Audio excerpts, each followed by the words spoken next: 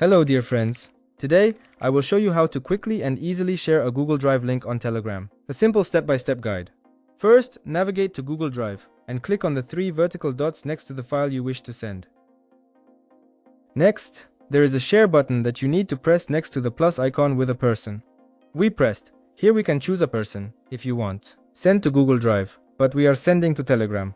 So below we see 2 figures together, and we click on them. After that, it redirects to the Manage Access page.